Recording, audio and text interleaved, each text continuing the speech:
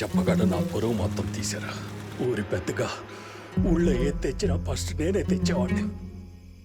అట్లాంటిది ఇప్పుడు ఆడి ఏ తెచ్చినా నన్ను ఒక ఇర్రె నా కొడుకులాగా చూస్తా ఉంటాను.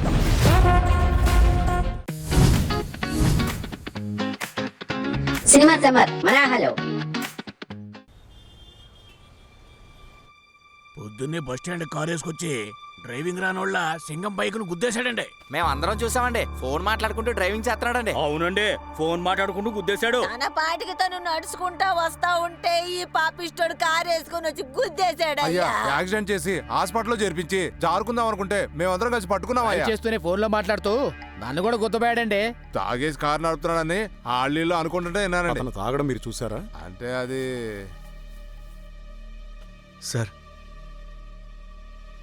వాళ్ళు చెప్పిన దాంట్లో నిజం ఉంది. ఆ బిడ్డ చావు కారణం నేనే.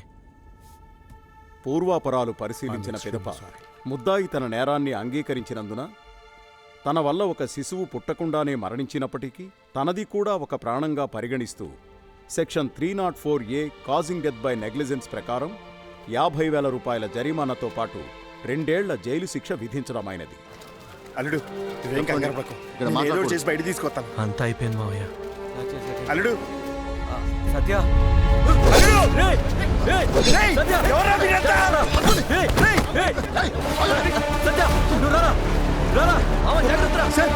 పట్టుకోండి సార్ అండి.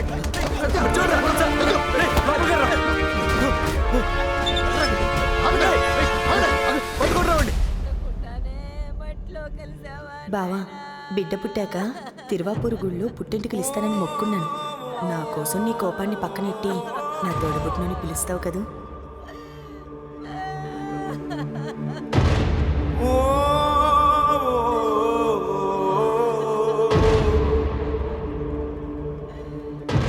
నా సామి నా సామి నా సామి నీకు జాలేదా?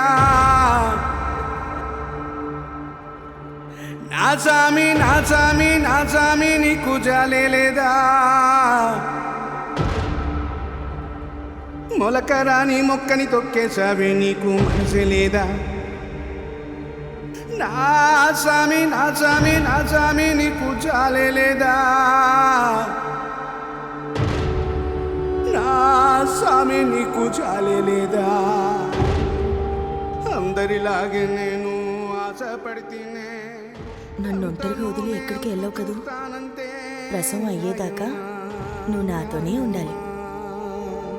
నా సామి నా సామి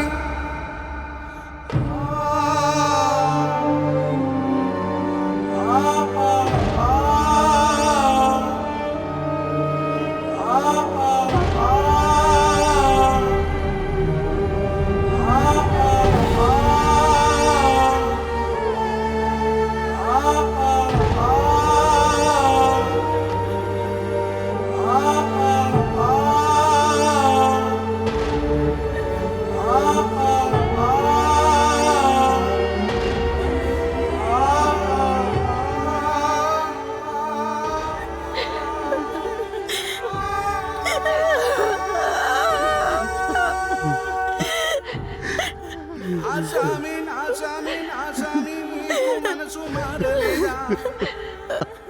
మనసు మారలేదా?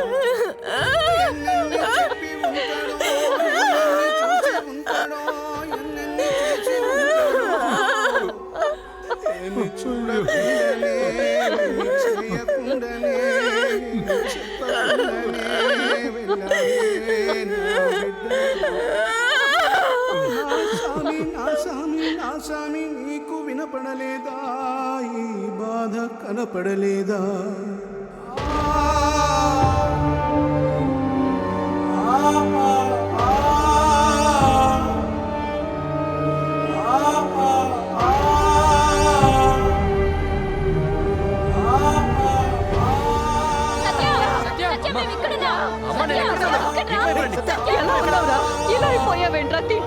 నేను బాగున్నాను.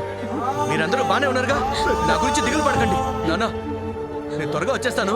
మీరు ఇక పైకి రాకండి. తీసుకెళ్ళండి రా. అలాగే సరేండి.